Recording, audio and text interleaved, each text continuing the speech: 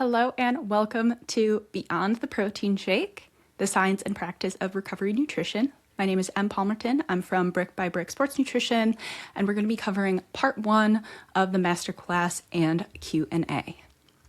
So quick intro before we dive into this. I'm Em, if we have not met before. A little bit about me. I'm a board-certified sports specialist dietitian.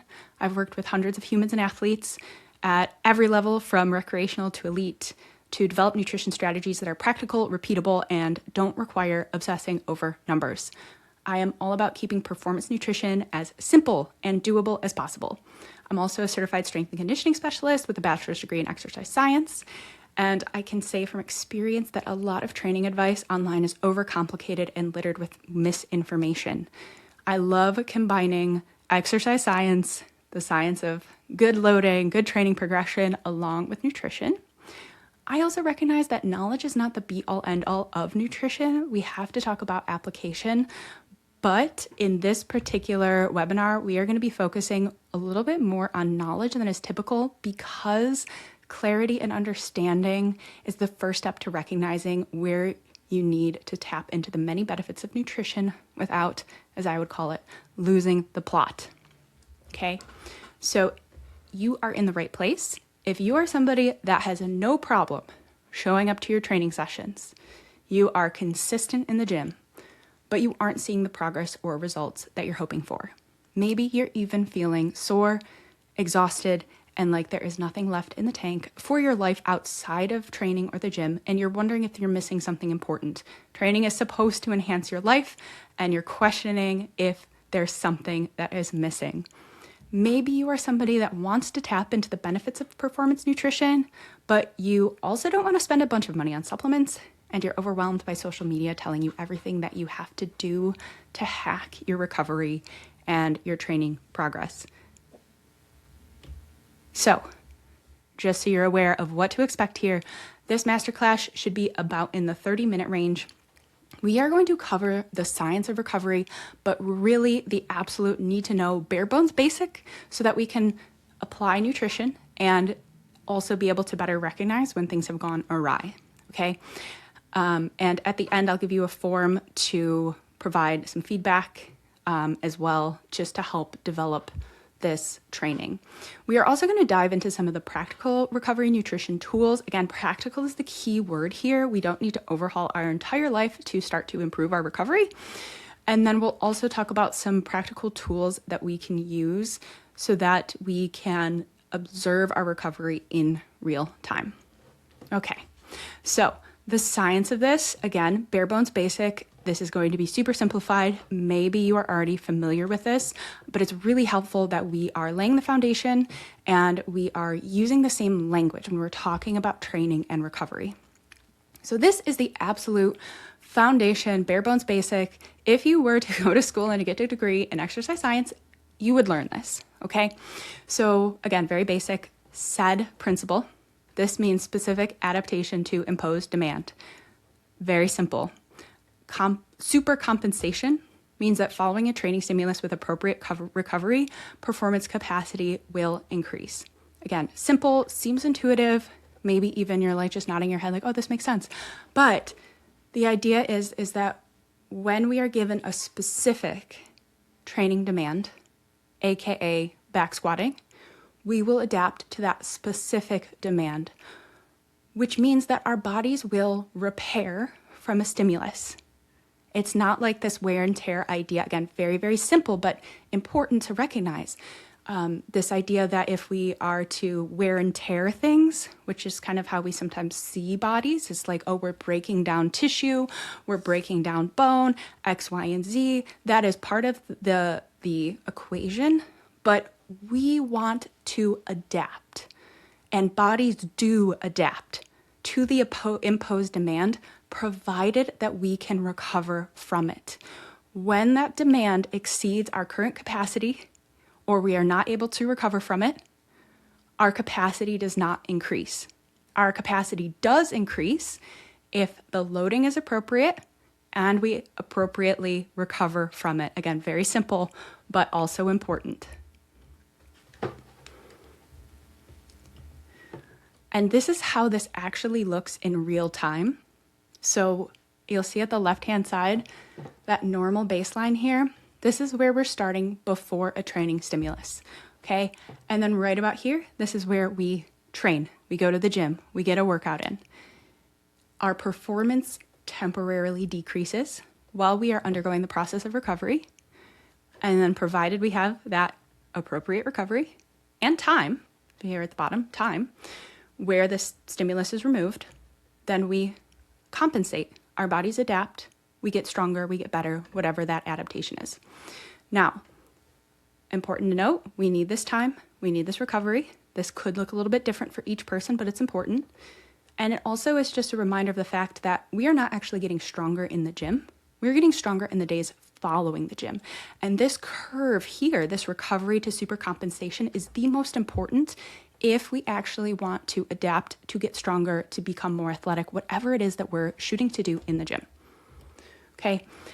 And over time, what this looks like, our normal baseline will dip down when we're in that recovery phase, and then we'll compensate and come back stronger, and then dip down and compensate and come back stronger. Over time, ideally, this is a curve, a positive curve, a slope that goes up. So our normal baseline would increase depending on the domain that we are training, cardiovascular endurance, strength, etc. This is also a good moment to talk about programming and adaptation. Ideally, we're falling somewhere in the Goldilocks zone of stimulus, meaning if this load is too small, that it's not challenging us, it's not interesting enough, we may not adapt from it. However, if it's too intense and we overwhelm the system, there's not a chance to adapt because we were never able to handle the capacity, the volume of the load in the first place.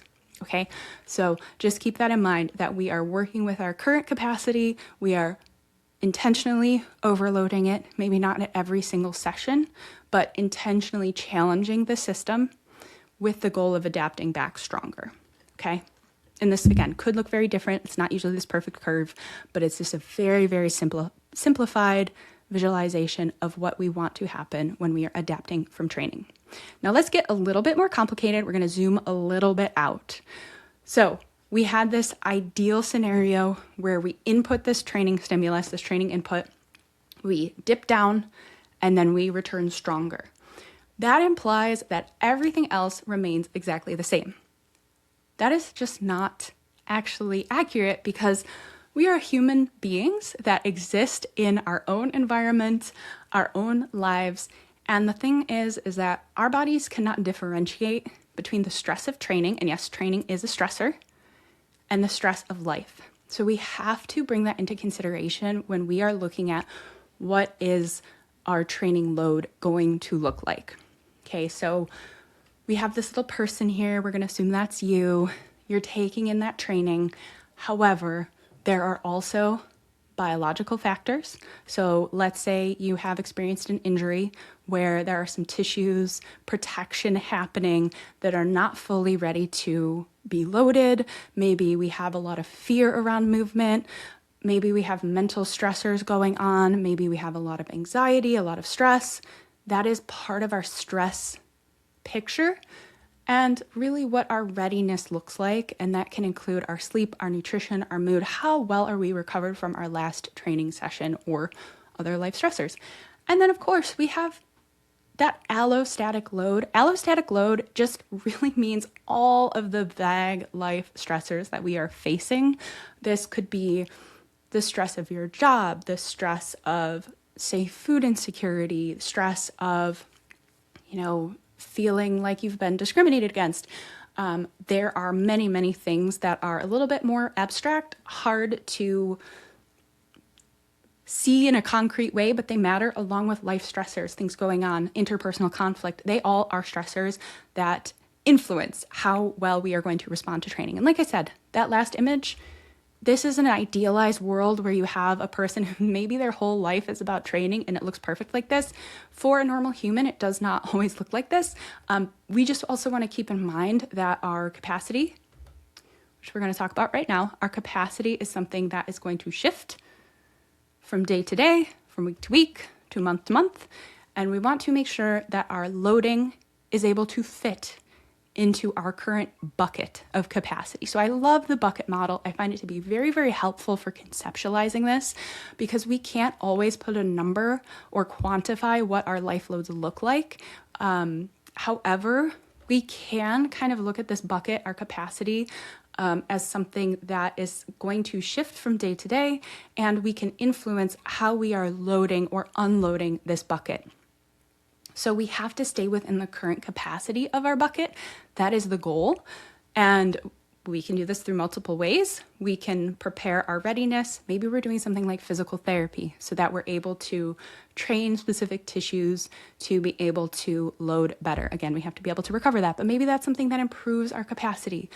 Maybe we are able to unload some life stressors. Not always, but sometimes. Maybe we are able to influence other aspects of this, such as sleep, nutrition, or mood, maybe. Now, what's most important here is that we're also looking at our programming and load management. I have an image that didn't load, but I'm actually going to show you that in another screen. So in order for us to be able to progress, to get stronger, a big piece of this is exercise programming. This really fits in beautifully with the load management piece of this. So there's a few things that are really some like green flags here. So number one, we want to have progressive overload. Typically, if we want to honor that specific aspect of training, we also are keeping our movements maybe within a smaller range. So what I mean by that is if you're doing 14 different variations of squat, maybe our barbell squat is not going to progress as quickly than if we were just training the barbell squat for a period of time, okay? Maybe if we're not doing any squats at all, we're not going to be improving our squat. Maybe that's something we don't really care about. It's not a big deal, but we have to recognize that maybe we're not able to increase weight exponentially if we're not honoring this progressive overload. We also should have programmed rest days, programmed complete rest days. We need time away from a stimulus in order to adapt. So that's really, really important.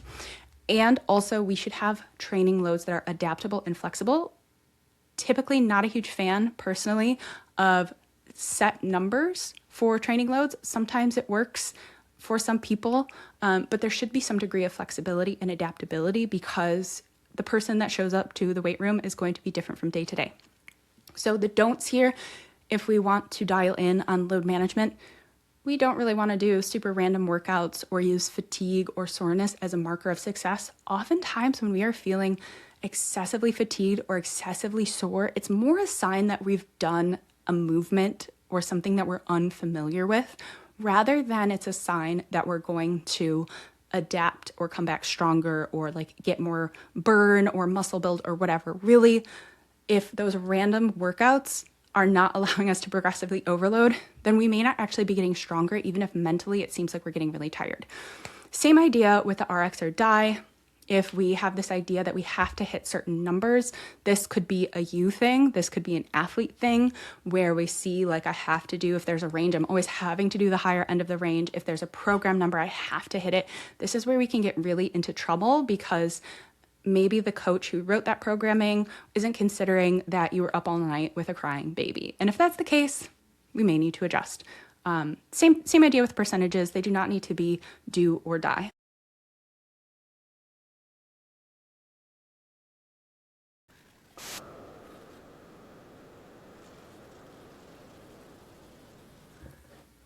So same idea with our training in general is that we want to allow that cup to boil. We want to apply the heat, but we aren't letting it overflow, because when we overflow, that's when we are exceeding our capacity. That's when we're probably going to be getting injured.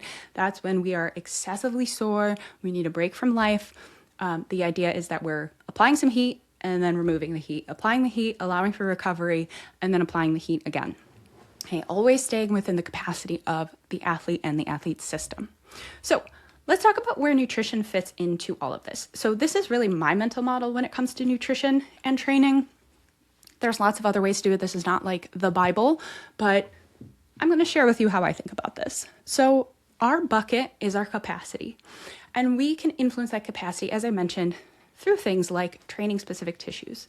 We also want to ensure energy availability and appropriate fuel so that we're able to better manage inflammation, especially carbs. We are seeing that people who are eating enough calories but not getting enough carbohydrates are having the same effect as if they are underfueled. So carbohydrates still severely underrated. We are still trying to, for some reason, justify not eating carbs, avoiding carbs, but the research is still there that carbohydrates are an absolute game changer when it comes to managing inflammation, preventing fatigue, and recovery. Okay, so energy availability, very different concept, very different idea for a lot of folks who maybe are thinking about, an energy deficit. Do we have calories of like energy balance? That might be how a lot of us think about it. Energy availability means something very specific. And what that really means, I'm going to again show you a visual. It's a formula. Okay, so this is how it would be in the research. And we are not doing this for ourselves, but I just want to show you what that energy availability formula looks like. So basically at the top of the formula, you see energy intake. So that's the calories that you're taking in, and then subtracting the energy expenditure. So what this means is we're considering the fact that our body is prioritizing exercise. It's going to put energy first towards exercise because it doesn't really have a choice on whether you're exercising or not. And then what remains, what's that remaining balance, is what's going towards all your body tissue. So here it's your fat-free mass. So this is your muscle tissue, organ tissue, bones, everything that's not fat, basically, because we're thinking about this metabolically. What do we need in order to maintain our metabolism, our thyroid function, our digestive system, which that stuff takes a lot of energy, our liver function, our blood cell turnover, all of these things that make our body function as a human being.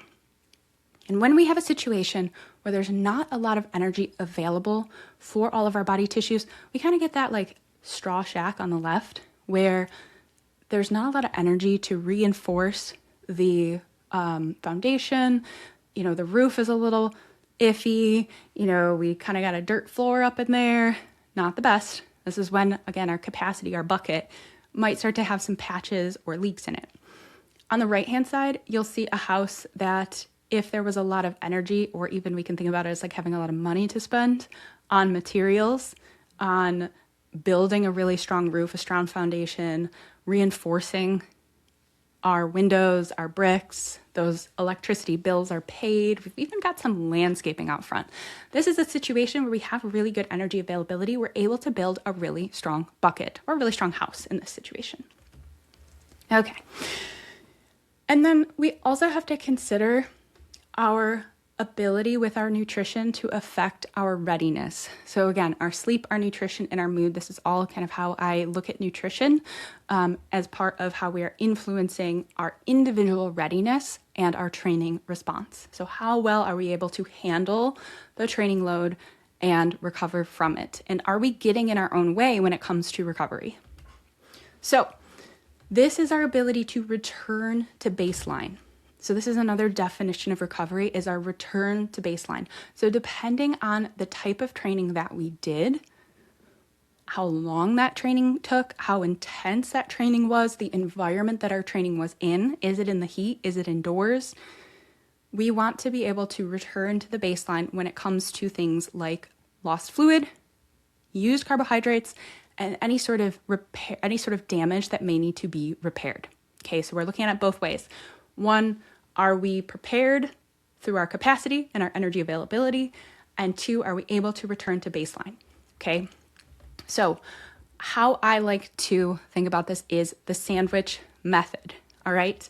So bear with me. So our bottom bun, this is our first step. This is our readiness. This is our daily energy intake. Our balanced plates, our pre and intra fuel. This is going into our training session with all the tools that we need, with good energy availability, with preparedness. Our bodies are ready, okay? So we are getting ahead of the training stimulus so that we are not relying on the top bun to do all the work, all right? That bottom bun is our foundation. All right, so I'm going to touch very quickly on what those three things look like so that we are laying the foundation for good quality training. So our athlete's plate, this is available for download. I will include it with this, but this means that we're eating throughout the day. We've got about a third of our plate is carbohydrates. We've got protein at each plate. We've got color on our plates. This is our main goal, is to have the nutrients and the energy available so that we can go into our training sessions prepared, okay? The meat here, smart progressive training. I already talked about this. I'm not going to talk about it more, but this is the thing that makes it interesting. You could eat all the protein in the world, and if you're not training, then it's not really going to make that difference that you might be looking for building muscle and bone density. And then hold on.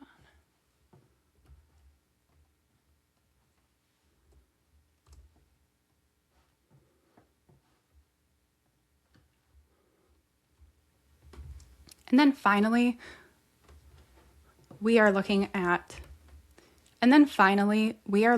the top of the bun. Okay, this is helping to preserve our capacity, helping us to return to our next input, our next training session. This is our replenish, repair, rehydrate. This is the top of the sandwich, okay?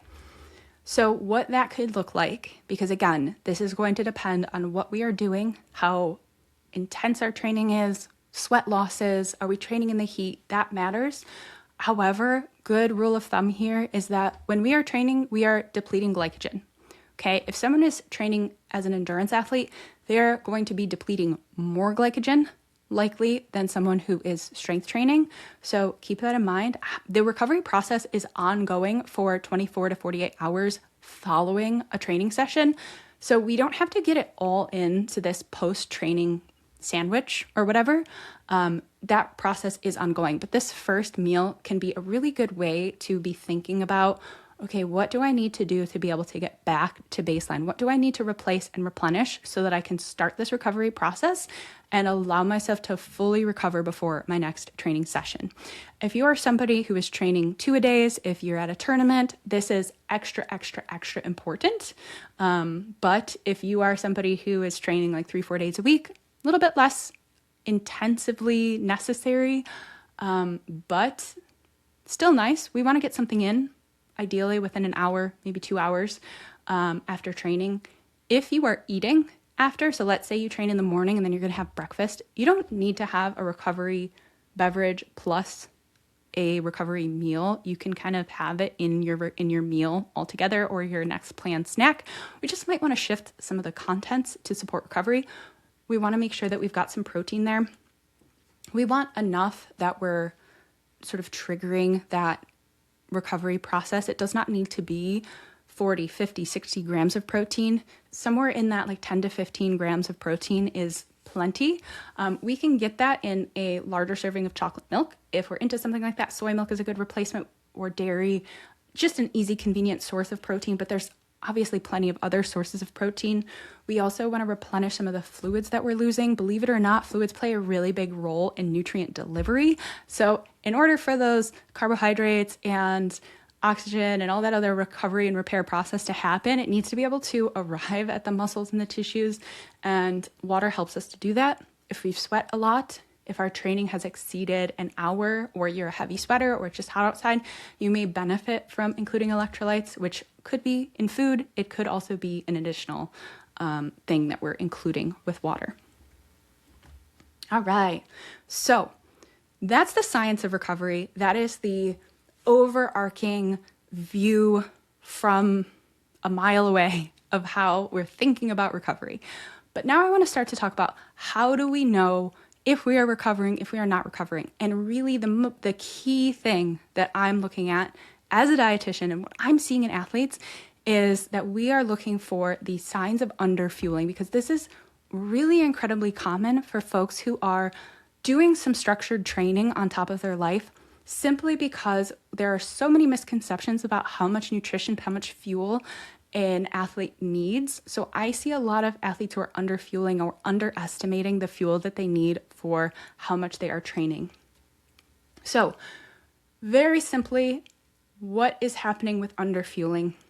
First and foremost, I want to say that sometimes when we are underfueling, we are actually getting a little bit of an increase in some of stress hormones and a slight increase in perceived performance.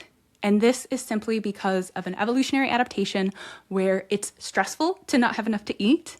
And if you were hunting back in the day, in the hunter-gatherer days, and you didn't eat and you couldn't hunt, that would be a problem. You would have a hard time surviving if you missed a meal and then you couldn't catch your next meal. So it's believed that there's this evolutionary adaptation where when we are a little hungry, our stress hormones go up. That increases things like reaction time.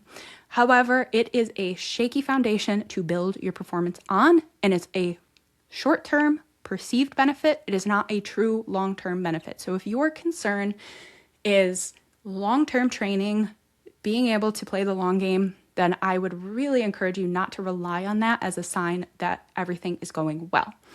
Once that benefit, in quotes, wears off, what tends to happen most quickly is we start to see disturbances in sleep, mood, motivation, and GI function. All right, we may also be starting to get more frequently ill. Typically, sleep disruption and low mood are the things that I see in practice most quickly, as well as maybe a little bit of slowed GI transit time. So a little bit of constipation, maybe our bowel movements are normally daily, and then they're starting to space out to every other day, every third day. So just some things that we're starting to get concerned about, early signs of short-term underfueling. This is our body attempting to adapt to that low energy availability. The next phase where we may see issues is change in hormones. Okay, this is again, our body is trying to survive and conserve energy because there's not enough fuel coming in. For folks who menstruate, that may mean loss of a cycle or longer periods of time between cycles. We may also see decreased interest in sex drive change for folks who do not menstruate. We may or may not see blood marker changes along this, okay? May or may not ever see this, but we do sometimes see some changes in hormonal blood profiles. We may see some changes in things like cholesterol. Actually, cholesterol can go up in someone who's underfueling. And there also may be some changes in things like ferritin, which is our storage form of iron. At some point here, we may see body weight changes. This is really a mixed bag here. Sometimes athletes lose weight as they kind of mobilize some of their storage form of energy. And then typically that weight plateaus or stops. And then our bodies will try to, again, redistribute resources. We may see loss in muscle because our body is starting to break down muscle for fuel as well as fat. We may see someone actually start to gain body fat or gain weight in general because we aren't in an environment where our body can really trust us enough to support the muscle mass that we currently have, and we're focused more on storing energy because we are trying to, again, accommodate and adapt to this period of low energy availability. All right, so shifting gears a little bit, I just, again, wanted to make you aware of those signs of underfueling because it's so important as athletes that we are also knowing what it looks like when we might be missing the mark on that. So if you are thinking about making changes to your nutrition, first, I would want you to consider, what does this look like day to day? What is something that I can do over and over and over and over again? Many times we get enticed by the 75 hard mentality. If you're my age, you probably remember Insanity, P90X, these really time-limited, intense pushes. And there may be periods of time where dialing in on your nutrition, paying more attention to it is important. And I want you to start thinking about how you are going to be able to eat not only for the rest of the season, but for the rest of your life, okay? We are building habits that should carry over, okay? What are the things that we are doing over and over and over again? What are we also already doing? And if you're not already doing, what do we need to do? So if you're not eating breakfast, so if we're talking about eating every 3 to 4 hours or whatever, and if you're not eating a snack, if you're not taking breaks from work so that you can eat a snack, if you're not taking your lunch break, if you're delaying your lunch, how do we start to create that meal time within the day that already exists? How can we set reminders or build that structure into your life the way it is now, rather than this version of life that you may see when you're considering planning things. And I get like that too. I will fully admit, I get excited about doing something different and I think that I'm a different person than I really am. And then I remember, okay, this is the person that I am. This is how historically this has gone for me. I need to focus on doing this and adjusting for who I am and the life that I live right now. We also want to make this as easy and simple to follow or do as possible. We should not have to go out of your way to do something. It should be something that feels like the default option. And maybe we need to do something within our environment to make it easy, to reduce friction to doing this thing that is going to support our nutrition goals. Of course, planning ahead, I always say that good fueling practices never happen by accident. So we have to do things that make it something that is attainable in the moment. And then the other side of it is that we are constantly learning and growing and figuring this whole thing out. Nobody is doing nutrition perfectly. So if something doesn't work, we want to be able to look back and say, what could have gone differently? What did I need to do differently? We are non-judgmentally collecting information, collecting feedback about what worked and what didn't work. Okay, because again, nobody has this figured out. Sometimes life changes, sometimes our capacity changes, and we need to adjust and adapt. All right. So another way that we can start to collect feedback is using something like a recovery questionnaire. This is one version of it. There are many others, and also this is not the only way to do this. Oftentimes, when I'm working with someone, I want them to think about one aspect of this at a time so that we're not like, oh my gosh, I need to fix this. So maybe we're looking at sleep. Maybe we're looking at how restful sleep is, how our bedtime routine is looking, because this is a big part of recovery. Maybe we're starting to pay attention to our mood leading into training so that we get an idea of our overall readiness and recovery. So mood can give us some good information. People do not realize that mood is influenced by our nutrition so much. We literally make the neurotransmitters that make us feel good, make us able to focus. We literally make that from food. And our focus is also influenced by our blood sugar. So if we have these big wide swings in blood sugar, we are probably not able to focus, pay attention, have a positive mood, all of these things influenced by our eating. Okay. Also looking at soreness, difficulty level of our last training session, and feeling of heaviness in our legs. And then this particular handout gives some suggestions for adjusting your training, paying attention to your recovery, and potentially making adjustments. So earlier I showed you that training plate. Maybe we are adjusting the carbohydrates, the protein content. Maybe we're adding in snacks, things like that. Okay, so previously I also mentioned some of the underfueling. I love a little handout like this. This is just a one-time survey that I like folks to look at, especially youth athletes who their eating may not be the most consistent. Maybe they're skipping breakfast, things like that. So sometimes we're only talking about the negatives, like are you underfueling? But also I like to think about what's going well. How are you fueling in a positive way? So are we eating regularly? Are you feeling energized? Are you looking forward to training? These are, believe it or not, connected to fueling.